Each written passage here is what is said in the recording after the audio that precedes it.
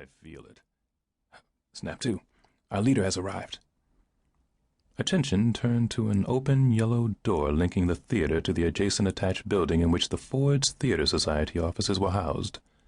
While the National Park Service maintained the theater as a historic site, it was the non-governmental Ford's Theater Society that used the venue to mount its ambitious schedule of theatrical productions.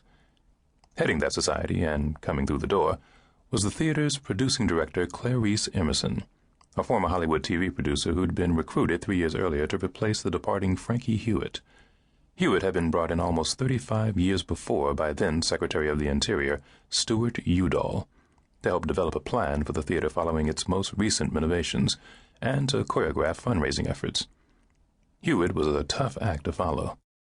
The former wife of 60 Minutes producer Don Hewitt, Frankie had guided Ford's Theater from being solely a government museum chronicling the Lincoln assassination to one of America's preeminent resident theaters, a living tribute to Lincoln's well-known love of the performing arts. More than 20 musicals had received their world premieres there since the beautifully restored theater opened in January 1968, including Don't Bother Me, I Can't Cope and Your Arms Too Short to Box with God, many moving on to Broadway. And hundreds of plays had been performed, all adhering to Ford's stated mission, to produce musicals and plays that embody family values, underscore multiculturalism, and illuminate the eclectic character of American life. Dull theater, some critics said. Certainly non-controversial. Avant-garde playwrights need not apply.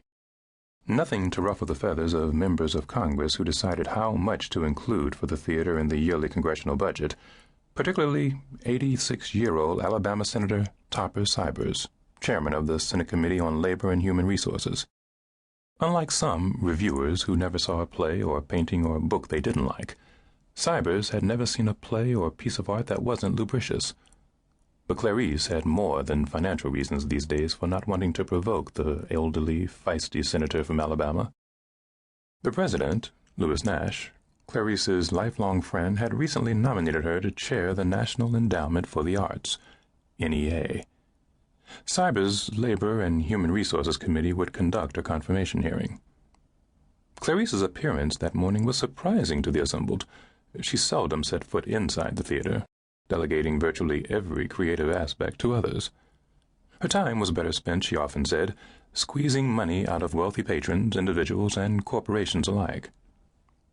"Good morning," she said brightly to the half-dozen stagehands marking time. "Morning, Clarice," they responded. Because of her status on the Washington scene, not only was she a personal friend of the president and headed for the NEA, she'd once been married to Bruce Lerner, senior senator from Virginia, a handsome 60-year-old bachelor often seen on the arm of beautiful, high-profile women. There was the natural tendency for younger people at Ford's to address her as Ms. Emerson, but she'd put an end to that shortly after taking up her post there, and everyone called her Clarice. That she was youthful in appearance and manner helped. People took her to be considerably younger than 54. Good genes had given her not only beauty, but boundless energy. Clarice didn't walk. She moved at an almost constant trot, up on the balls of her feet, looking as though she might suddenly decide to become airborne. She stood military erect like her father, who'd served 20 years in the Air Force, retiring to their small farm in Ohio to die of a coronary 3 years after exchanging his blue uniform for coveralls. She was, in fact, like her father, Luke Emerson, in almost all ways, physically and philosophically, except for her sense of humor, which was decidedly her mother's, a short, plump woman better suited to the role of farmer's wife than military spouse, subservient to her dour husband when in his presence, but wickedly prankish about him when chatting with women friends. "Early start?" Clarice said. "What's the occasion?" "Sydney called a meeting," a stagehand said. "Oh?" "The teenage show, I guess," Wells said. "Is there a problem with it?" "Not that we know of, Clarice." "Sydney's not even in town," she said. "That's just terrific," Wells said, dropping his empty cup into a trash can.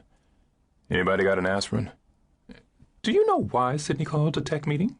Clarice asked. Shrugs all around. "Well, I'm sorry you're here so early for nothing. I'll speak with Sydney when I see him." Clarice turned and retraced her steps to the door.